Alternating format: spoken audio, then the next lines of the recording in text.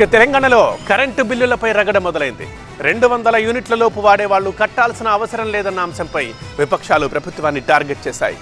బిల్లులు కట్టాలో వద్దో బోధపడక జనంలో టెన్షన్ మొదలైంది.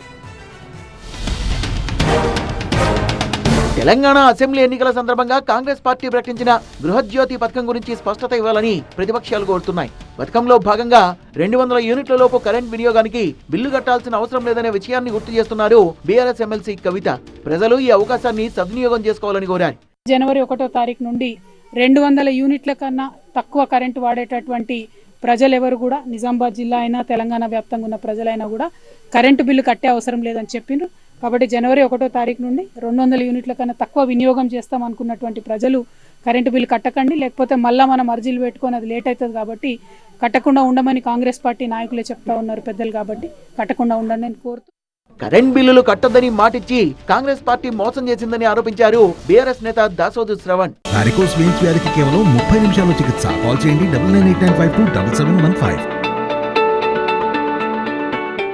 ఇకపోతే కరెంటు బిల్లే కట్టకన్నాడు పెద్ద మనిషి రేవంత్ రెడ్డి గారు, ముఖ్యమంత్రి ప్రతిపక్ష నాయకుడు హోదాలో ఉంటూ.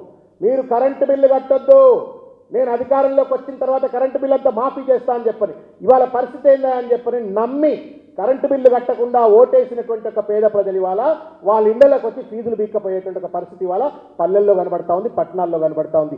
ఇది మోసం కాదా, ఇది తప్పు కాదా అని చెప్పని ఈ సందర్భంగా నేను ప్రశ్నిస్తా ఉన్నాను.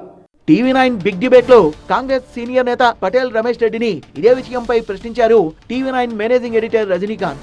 ఇచ్చిన మాటపై నిలబడతామన్నారు పటేల్ రమేష్ రెడ్డి. కాంగ్రెస్ పార్టీ నాయకులు ఎస్పెషల్లీ రేవంత్ రెడ్డి ప్రజెంట్ ముఖ్యమంత్రి కరెంటు బిల్లు కట్టొద్దు, 200 యూనిట్ లోపు ఉన్న వాళ్ళు కరెంటు బిల్లు కట్టొద్దు, కాంగ్రెస్ ప్రభుత్వం మాఫీ చేస్తే అన్నారు. సరే, పోయిన నెల వరకు కట్టారో లేదో నేను అడగట్లేదు. రేపు 1వ తారీఖు కరెంటు బిల్లు వస్తుంది 4 రోజుల్లో. వీళ్ళు కట్టాలా వద్దా?